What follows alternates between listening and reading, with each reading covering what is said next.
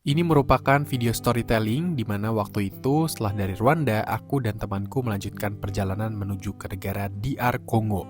Negara ini sekarang lagi ada konflik, tapi kita memutuskan buat unlock negara ini menuju ke satu kota namanya Goma di perbatasan dengan Rwanda. Karena keterbatasan buat merekam di negara itu, jadi aku memutuskan buat menceritakannya seperti ini. Jadi jangan lupa subscribe dan terus ikuti petualangan keliling dunia. Halo guys, selamat datang di channel kita, dan sekarang kita baru menyelesaikan trip perjalanan dari DR Kongo. Karena kita sebelumnya trip dari Rwanda, jadi kita punya kesempatan buat pergi ke area barat, namanya itu kota Gisenyi. Dan kita sudah memutuskan dari beberapa bulan lalu, dan kita riset lumayan banyak tentang daerah di DRC ini. Dan di area timur itu nama kotanya adalah Goma. Dan kita cuman punya waktu sehari buat one day trip di Goma, wilayah dari DRC atau Democratic Republic of the Congo gitu. Nah, jadi kita bakal sharing tentang apa aja details dari perjalanan kita selama kita one day trip ke Kongo ini, karena sekarang statusnya masih daerah konflik. Jadi sebagai orang yang traveling ke sana, kita mau sharing tentang gimana sih persiapannya dan apa yang terjadi sebenarnya di sana. Kenapa videonya begini? Karena kita pengen tunjukin kalian tentang suasana di Goma sebenarnya, tapi karena nggak bisa langsung rekam, banyak tentara dan lain-lain, dan ada juga beberapa restrictions dari guide kita juga buat rekamnya hati-hati. So kita mau combine dengan beberapa clips dari sana. Oke, pertama kenapa kita mutusin buat pergi ke Goma DRC? Oke. Mungkin pertama kita memang tujuan kita ke Afrika ini kan memang buat unlock sebaik-baiknya negara juga. Jadi kita harus cari-cari cara gimana kita bisa unlock negara DRC ini dengan cara yang paling efisien dan paling gampang juga. Dan karena kita tripnya ini fokus ke East Africa sebenarnya, makanya kita Kenya, Rwanda, Uganda kayak gitu. Kita menemukan kota Goma ini karena kota ini bersebelahan banget dengan Rwanda, dan sebenarnya kalau misalnya tidak ada konflik pun dia gampang banget buat day trip dari Gisenyi ke kota Goma ini. Tapi sebelumnya kita juga cari-cari juga kondisi di DRC kayak gimana, dan ternyata kondisi di DRC ini memang lagi agak ada konflik. Biarpun mungkin nggak cuma Goma doang, tapi kota-kota di bagian barat lainnya itu mungkin tidak terlalu aman juga. Namun kita menemukan bahwa Goma ini mungkin satu titik yang mungkin bagi kita itu paling bisa diakses dibanding dengan kota-kota yang mungkin dekat dengan Uganda maupun dekat dengan Burundi seperti itu. Makanya kita milih kota Goma ini. Oke, dan kita juga milih kota Goma ini bukan karena juga dia yang paling accessible, tapi juga karena sebenarnya kalau misalnya tidak ada konflik ini, dia juga punya banyak banget attraction yang bagi kita tuh menarik. Contohnya itu dia ada Lake Kivu, yaitu salah satu danau yang ada di bagian barat DRC, dan dia dibagi juga sama Rwanda. Dan selain itu juga ada gunung berapi namanya Nyiragongo. Dan juga sebenarnya kalau misalnya nggak ada konflik, dia ada national park yang bisa kita kunjungin buat lihat gorila kayak gitu. Namun sayangnya pas kita lagi kunjungin itu tidak tersedia karena national parknya ditutup semua.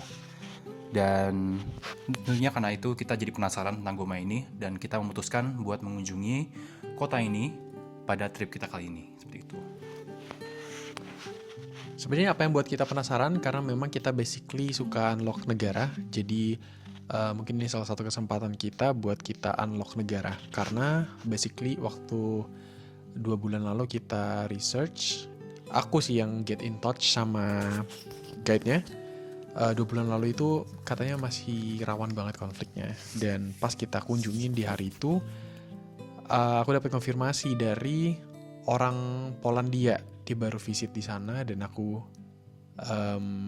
kirim pesan di Facebook, dan ternyata dia bilang, oh aman kok, kayak kalau misalnya mau one day trip ya udah pergi aja. Dan guide-nya yang dipakai juga sama gitu. Jadi itulah yang bikin kita penasaran sebenarnya dan pengen pergi banget buat ke DRC. Iya. Dan mungkin lanjutin juga, sebenarnya kalau kita bisa jelasin lagi, sebenarnya ada konflik itu karena ada militer M23 itu. Dan pas kita kunjungin, sebenarnya M23 itu udah kurang lebih sudah ya mengambil daerah itulah. Makanya konfliknya sudah mereda karena yang mereka sudah mengambil daerah itu. Makanya kita dapat kesempatan buat mengunjungi Goma ini secara lebih aman karena konfliknya sudah kurang lebih terselesaikan karena sudah menang gitulah M23-nya. Gitu. Nah, sekarang untuk DRC kan ibu kotanya di Kinshasa dan kita visit itu Goma. Nah, sekarang M23 yang sekarang menguasai daerah itu, coba M23 itu apa sebenarnya? Jadi M23 itu sebenarnya kelompok bersenjata ya. Dia itu sebenarnya kayak paramiliter gitu yang terbentuk pada tahun 2012. Kenapa dia bisa terbentuk? Karena pada saat itu, pada tahun 2012, ada beberapa anggota dari militer dari Kongo itu yang merasa bahwa pemerintahan dari Kongo itu tidak melindungi kelompok-kelompok minoritas tertentu. Jadi kelompok minoritas itu namanya Tutsi. Dan sebenarnya karena mereka merasa tidak dilindungi, dan sebelumnya itu juga ada kayak semacam hukum yang ditulis pada tahun 2009 yang mengatakan bahwa pemerintah itu harus melindungi kelompok minoritas ini, dan mereka merasa itu tidak dilakukan oleh pemerintah. Makanya mereka merasa perlu membentuk suatu kelompok militer ini, kelompok bersenjata ini untuk melindungi kelompok-kelompok minoritas ini yang ada di bagian barat dari Kongo gitu. Dan M23 ini sebenarnya juga secara de facto itu dilindungi atau didukung oleh Rwanda karena ya hubungan sama kelompok minoritas tadi itu. Jadi makanya sekarang juga ada konflik antara DRC dengan Rwanda. Dan makanya sekarang juga nanti kita bisa jelasin juga masalah-masalah stempel gitu yang kita harus perhatiin juga pas kita selesai dari DRC ini. Ya, karena itu lumayan bermasalah buat stempelnya. Nah, jadi persiapan apa aja sebelum berangkat, karena ini lumayan risky buat kita, tempat konflik, jadi kita perlu siapin sebenarnya bawa paspor aja. Jadi aku udah kontakan sama guide-nya yang ada di Kongo. Jadi dia bilang ya udah bawa paspor aja, nanti visanya itu bisa on arrival gitu. Nah, sebenarnya kalau negara kayak gini dibutuhin banget buat yellow fever certificate. Cuman waktu itu kita cuman bawa paspor dan kita nggak tunjukin yellow fever kita. Tapi kita jaga-jaga kita bawa. Jadi kita berangkat ke bordernya itu lumayan pagi lah, jam 7-an kurang lebih ya. 7 atau 8 gitu ya. Ya, dan sebenarnya guide-nya udah nawarin karena dia tuh tinggalnya di Goma. Dia nawarin mau dijemput nggak di Gisenyi. Jadi kita pikir supaya lebih aman dan lebih trust lah. Jadi dia jemput kita dan nanti dia balik lagi ke sana gitu. Dan asuransi perjalanan kita sebenarnya ya Pakai udah ada aja. ya pakai yang udah ada aja. Terus uang tunainya kita bawa yang Rwanda sama USD buat bayar jasa dari guide-nya. Waktu itu visanya tuh bayarnya 50 USD dan itu langsung dibayar cash di kantor DRC-nya. Dan kemudian untuk jasa guide-nya itu kita 100 USD kita bagi 2. Jadi untuk guide-nya gitu. Dan capnya lumayan gede juga ya. Jadi capnya gede, satu aman aku tunjukin capnya. Dan ya ini adalah cap dari M23 itu sendiri. Jadi ini berbeda kalau kalian visit ibu kota di Kinshasa. Jadi kalau kalian pakai paspor Indonesia pergi ke Kinshasa itu kalian mesti apply di embassy dan lain-lain, dan itu lumayan ribet banget dan harganya juga sangat-sangat mahal gitu. Makanya kita pilih ke sini ya karena memang kita bisa lihat DRC tapi dengan cara yang lebih gampang gitu. Oke, jadi gimana tuh suasananya waktu kita di imigrasi? Sebenarnya pas imigrasi itu rasanya mungkin kita karena udah mikirnya daerah konflik gitu-gitu ya, kita ekspektasinya udah langsung yang paling buruk ya. Tapi sebenarnya pas kita lewatin gedung imigrasinya itu, jadi sistemnya itu kayak beberapa negara East Africa lainnya. Jadi itu kayak namanya one stop. Jadi satu gedung itu udah ada 2 pos dari kedua negara itu. Jadi kita ada bagian barisan buat Rwanda, buat keluar Rwanda atau masuk Rwanda nantinya, dan satu bagian buat masuk DRC atau keluar DRC gitu, dalam satu gedung. Jadi agak gampang karena kita nggak usah jalan di antara bordernya itu, yang kadang-kadang juga jadi rawan masalah juga kan, karena banyak tentara dan lain-lain. Tapi kali ini cuma satu gedung dan sebenarnya situasinya rasanya oke-oke aja, banyak orang, rame, dan bukan kita doang orang asing yang ada di sana, ada beberapa orang lain juga. Dan kita rasanya oke-oke aja, nggak ada masalah, nggak ada pungli-pungli aneh, nggak ada masalah dengan tentara ataupun dengan polisi kayak gitu sama sekali. Dan pas kita di stamp pun cepet dan nggak ditanya-tanya apa-apa sebenarnya. Dan mungkin sebelum kita di stamp, sebelumnya juga harus apply visanya itu kan pas kita masuk ke ruangan si kayak direktur imigrasinya mungkin ya. Dan itu juga sebenarnya nggak tanya apa-apa, mungkin karena kita udah ada guide-nya sendiri. Jadi kita ya udah dipercaya sama mereka, dan karena guide ini udah seringin juga bawa orang-orang asing lainnya buat ke DRC buat day trip gitu. Jadi mungkin karena itu mereka nggak banyak tanya-tanya, cuma kita perlu isi form doang, bayar dan udah selesai langsung gitu.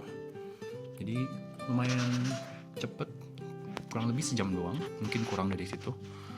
Dan lewat apa aja sih. Nah, pengalaman aku sebelumnya, aku tanya ada temanku juga orang Indonesia yang pergi ke sana di 3 bulan lalu, dan dia tuh bertiga sama grupnya lah, grup turnya. Dan dia cerita kalau ditahan sekitar 4 jam di tempat yang sama. Kenapa? Karena ada masalah dengan guide-nya waktu itu. Nah, jadi kalau untuk ke tempat-tempat kayak gini sangat disarankan buat kita punya guide gitu. Ya ini nggak kita saranin buat kalian yang mungkin penasaran tentang satu wilayah lagi konflik, itu kalian pergi-pergi aja sendirian dan itu sangat-sangat tidak disarankan. Tapi video ini kita cuma pengen sharing karena kita udah research lumayan detail, lumayan dalam, dan kita udah in touch juga sama guide-nya. Kita ngerasa ini udah aman banget buat kita visit karena ya sekarang udah nggak ada konflik lagi sebenarnya. Maksudnya kayak udah nggak ada konflik bersenjata gitu. Jadi ya turis bisa masuk. Makanya kita pergi ke sini. Nah begitu keluar kita lihat daerah Goma sekilas ya mirip sama Gisenyi karena mereka sharing Lake Kivu. Dan kalau kita lihat di sisi waktu keluar dari border, sisi sebelah kiri itu Lake Kivunya tetap sama, cuma di daerah Kongo itu lebih banyak pegunungan-pegunungan. Sama ya banyak bendera-bendera Kongo juga, ada hotel-hotel yang di pinggir danau, terus begitu masuk lebih dalam itu ada pasar-pasar lokal. Dan tujuan pertama kita di hari itu adalah kita pergi ke Green Lake. Ya Green Lake, jadi area sini tuh memang daerah subur karena waktu itu sempat ada erupsi dari Gunung Nyiragongonya. Jadi makanya pertanian di sini tuh lumayan subur, terus banyak pasar-pasarnya juga kayak barang-barang jualannya itu kayak hasil-hasil perkebunan lokal, terus juga ada sawit juga, terus kayak ikan-ikan juga ya, karena mereka nangkep ikannya tuh langsung di Lake Kivu kayak gitu. Ya sebenarnya nggak ada terlalu perbedaan signifikan dari sisi Rwanda, tapi ya memang pembedanya adalah setiap di jalanan tuh banyak mobil-mobil kayak pickup yang lewat dan banyak tentara yang duduk di belakangnya gitu. Kurang lebih mungkin kayak sekitar belasan tentara pakai senapan laras panjang begitu. Nah singkat cerita kita pernah ketemu satu tentara waktu kita lagi duduk di satu restoran. Tentaranya tuh kayak ngeliatin kita aja. Jadi guide-nya sempat bilang, atau kalau kalian lihat M23 itu hati-hati jangan rekam, jangan foto. Ya kita udah saling ingetin satu sama lain buat nggak ambil foto kalau misalnya ada mereka gitu, karena itu bakal jadi masalah banget. Satu hari sebelum kita datang ke Goma ini, kita tuh makan di restoran India. Jadi waktu kita keluar dari restoran India, kita diajak ngobrol sama satu orang India, dan dia bilang, kamu kesini ngapain di Gisenyi? Kita bilang traveling aja. Terus dia tiba-tiba bilang kayak gini, kamu jangan sekali-sekali pergi ke daerah Goma karena di situ kemarin ada YouTuber dari India, dia coba-coba rekam di sana dan dia ditahan sampai sekarang. Jadi udah kurang lebih 1 minggu YouTubernya ditahan di sana. Dan itu langsung berubah pikiran. Aku rencana membawa kamera ini dan aku langsung berubah pikiran total. Kayaknya aku nggak bawa HP. Bahkan aku nggak ada rencana buat bawa HP utamaku gitu. Tapi ya akhirnya aku bawa dan aman-aman aja gitu. Ya, sebenarnya selain dari banyak militer itu, situasi warga lokalnya kayak normal aja ya. Maksudnya mereka hidupnya kayak katanya biasa aja. Mereka nggak kayak ketakutan ataupun katanya harus sembunyi karena jalannya tuh banyak orang-orang juga, di pasarnya rame banget. Dan di restoran masih banyak orang yang makan di situ, dan katanya hidupnya seakan-akan udah kembali normal. Dan mungkin yang beda cuma fakta bahwa nggak ada turis sama sekali. Kayak orang-orang asing tadi kita lihat di imigrasi itu sebenarnya mereka cuma kerja di sana aja, mungkin bagian dari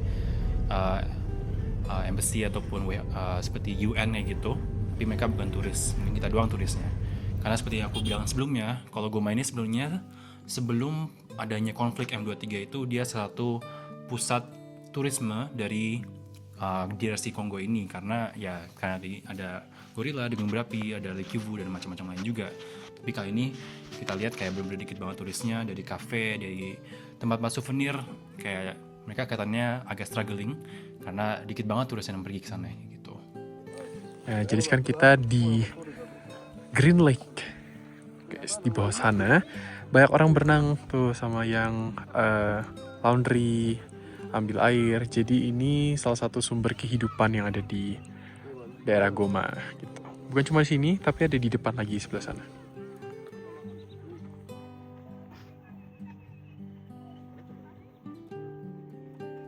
Nah, itulah suasananya ya. Jadi untuk flight ke Goma ini itu sebenarnya ada dari Nairobi sama dari Kinshasa. Cuman sejak dikuasai sama M23 itu semuanya udah tutup.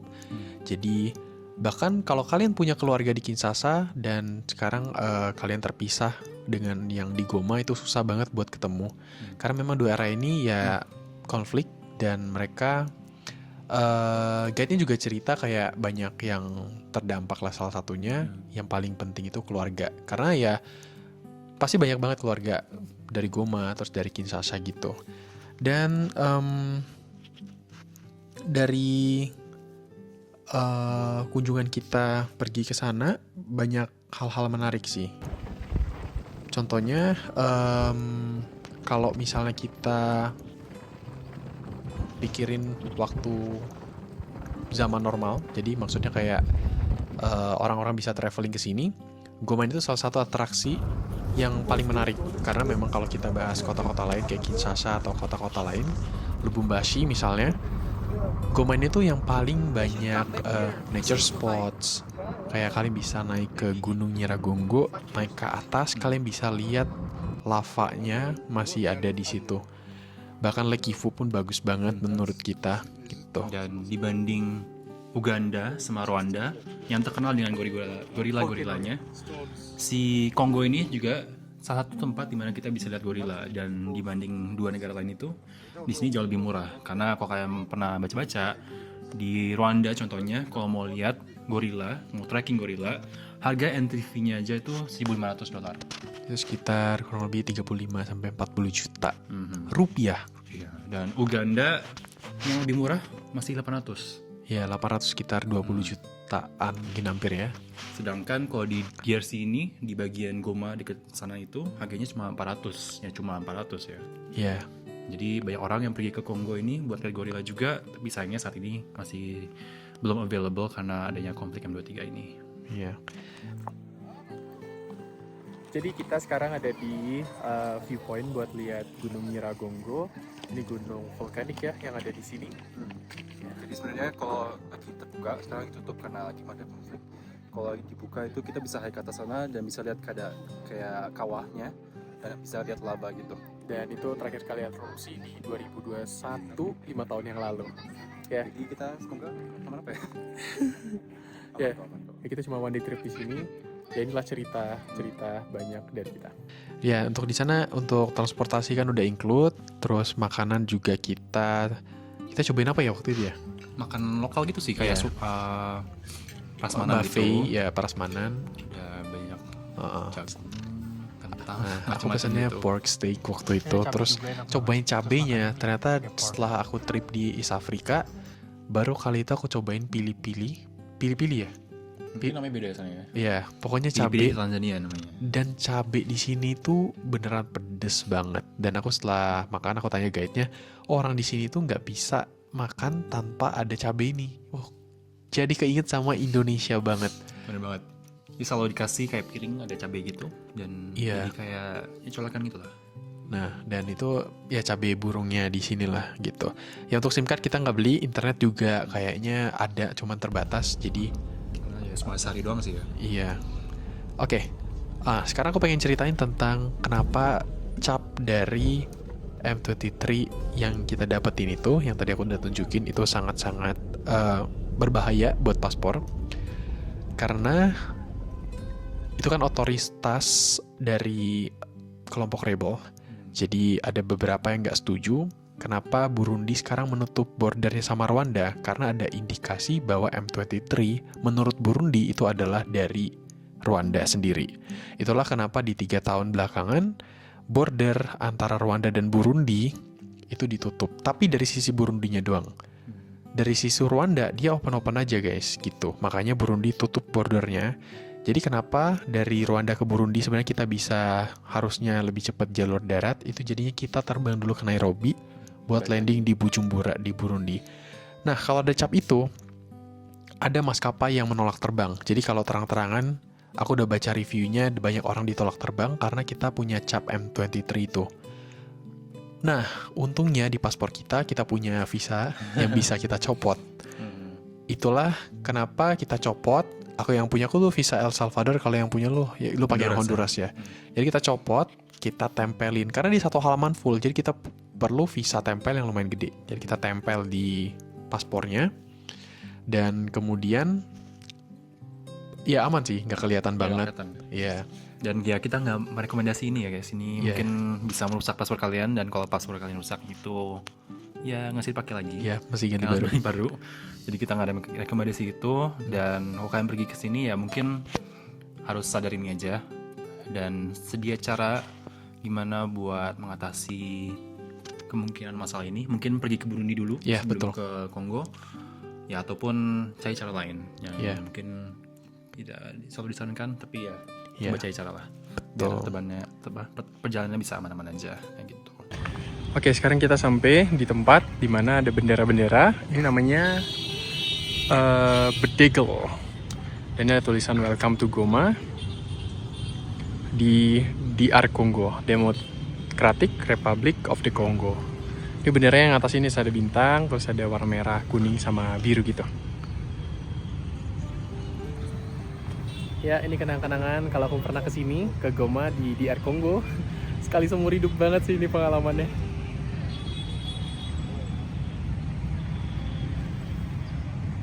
Mungkin ini kayak daerah-daerah yang dikunjungi sekali seumur hidup, tapi aku senang banget di tanggal 12 Mei 2026 aku bisa menginjakan kaki di sini.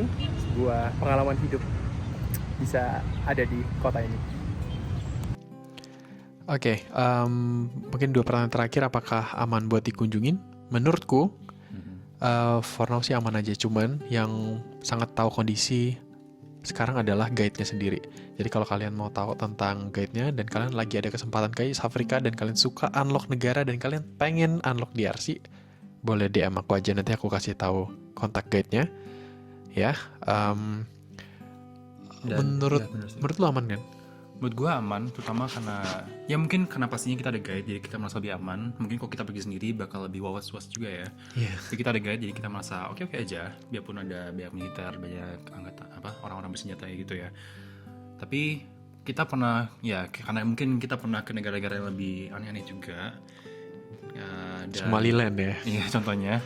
Tapi ya karena itu kita merasa oke. Tapi mungkin buat teman-teman yang lain yang mungkin belum banyak ke negara-negara konflik, mungkin rasanya bakal beda. Dan mungkin masalahnya juga itu karena ini memang lagi konflik, pasti situasi bakal berubah terus. Makanya kita harus ngobrol sama guide-nya, kita cari-cari online terus tentang berita-berita yang terjadi di daerah itu.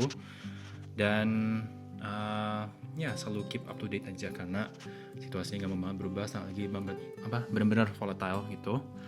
Dan pastinya juga harus prepare juga gimana kita bisa mengurangi resikonya adanya masalah pas kita lagi di negara kayak gini kayak gitu. Kayak misalnya tadi kita nggak terlalu banyak rekam, kita nggak banyak foto-foto, biarpun kita coba ya dikit-dikit lah. Ya curi-curi lah. Tes diem-diem gitu, yang pastinya kalau nggak ada tentara-tentara kayak gitu. Dan mungkin ya kayak gitu sih ya. Mungkin orang-orang lokalnya tentunya itu yang bukan jadi masalah. Kayak itu dibandingin sama negara-negara kayak misalnya aku pernah ke Haiti gitu, orang lokalnya justru yang bisa jadi masalah, karena mereka mungkin kayak bisa kayak merampok, nggak selalu ya, tapi ya bisa jadi masalah kayak gitu, bukan dari militer ataupun dari polisinya. Kalau di sini kan karena angkatannya gitu, angkatan bersenjatanya ya, bukan karena resiko dirampok atau kena masalah kayak gitu. Gitu sih. masanya oke-oke aja. Oke, so terakhir buat kesimpulan dan pelajarannya, ya mungkin karena jam terbang kita untuk research dan lain-lain, kunjungi negara udah lumayan eh, banyak, jadi makanya kita berani buat pergi ke sini. Jadi untuk sharing aja sebenarnya untuk pelajaran, karena ya pasti banyak pertanyaan dari para penonton di sini, teman-teman yang lain. Kenapa nggak liburannya, travelingnya ke Jepang aja, ke China dan lain-lain.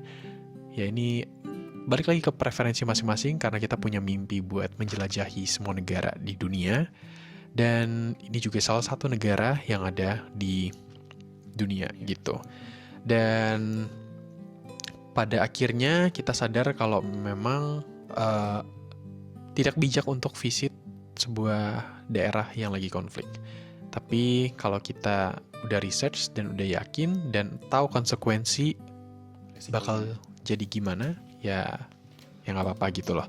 Karena untuk kunjungin kayak gini, kita sebenarnya harus tahu tentang KBRI. Karena kalau misalnya terjadi konflik ya, kita pasti nanti butuh bantuan gitu. Jadi punya emergency contacts dan pokoknya jangan aneh-aneh aja, kayak patuhin semua peraturannya.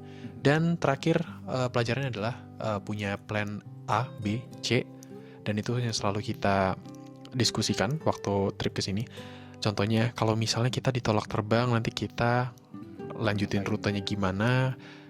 Kalau misalnya begini, nanti plan B gimana. Kalau plan B nggak bisa, plan C-nya gimana gitu. Jadi kita diskusi dan saling bertukar pikiran gitu. Makanya juga satu pentingnya kenapa kita pergi bareng juga, karena mungkin kalau pergi sendiri bakal ya harus handle semuanya sendiri, harus mikirin semuanya sendiri, bakal lebih susah. Makanya itu salah satu manfaat juga punya travel partner gitu. Dan pentingnya juga riset banyak-banyaknya, mungkin terutama mungkin nggak cuma dari website official doang, tapi juga dari review-review orang yang udah pernah pergi ke sana. Coba kontak mereka, coba ya berdiskusi dengan mereka situasi kayak gimana, supaya kita tahu situasi asli kayak gimana. Karena mungkin kalau kita baca berita-berita doang, kita nggak ngerti aspek dari tourism gitu. Karena ya pasti mereka cuma ngobrol tentang ya konfliknya doang. Kita nggak ngerti kayak bisa pergi ke sana, karena ya nggak ada yang bakal ngebahas tourism, karena pasti ya semuanya ditutupnya gitu. Ya mungkin begitu sih. Ya sometimes juga media melebih-lebihkan sesuatu gitu. Ya gitu sih. Mungkin juga yang kita pelajarin kayak kadang-kadang kalau kita udah mengerti lah kayak konsekuensinya tadi kayak kata Mike, kita ya memang kadang harus berani lah ambil resiko itu, karena mungkin kayak tadi Mike udah bilang, kalau kita perginya ke Kinshasa itu bakal lebih repot dikit karena visa lebih susah, kita harus terbang ke sana. Dan mungkin yang dilihat juga kota doang. Iya. Karena kalau di Goma ini kita bisa lihat setidaknya ada lake, Gunung berapinya juga. Bahkan kita kemarin sempat mampir lihat gunung berapinya dari jauh. Bener banget. Dan kita bisa lihat kayak asapnya gitu-gitu. Biarpun kita nggak bisa naik ke atas, setidaknya kita bisa lihat lah gunung berapinya itu. Dan nggak cuma lihat kota doang. Misalnya kalau kita ke Kinshasa kayak gitu.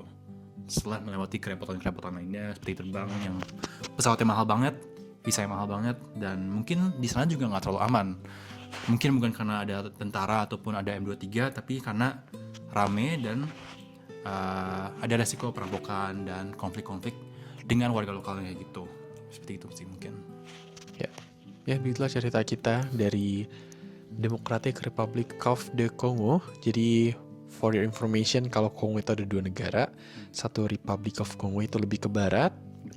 Terus yang ini kita visit DRC, ini tuh negara terbesar kedua yang ada di Afrika setelah Algeria. Ini menarik sekali ya, meskipun negara terbesar kedua di Afrika dari sekitar 50 negara Afrika, tapi kita visitnya secuil doang, tapi nggak apa-apa. Kita mulai dikit-dikit gitu ya. Mungkin kalau ada kesempatan berbalik, explore kayak sungai Kongonya itu salah satu attraction utama dari Kongo juga. Itu kan bisa kayak semacam cruise di Sungai Kongo. Itu salah satu sungai paling penting di Afrika, dan juga salah satu hutan tropis yang paling besar di dunia. Itu kedua setelah Amazon. Jadi pokoknya suka wildlife, suka explore adventure kayak gitu, itu juga salah satu hal yang paling menarik bisa kalian lakukan di Kongo, DRC ini gitu sih. Ya, itulah cerita dari kita. Mungkin kalian bisa lihat video-video juga selanjutnya. Perjalanan kita masih di Afrika Timur ya. Kalau gitu, bye-bye. Thank you for watching, Bye. guys.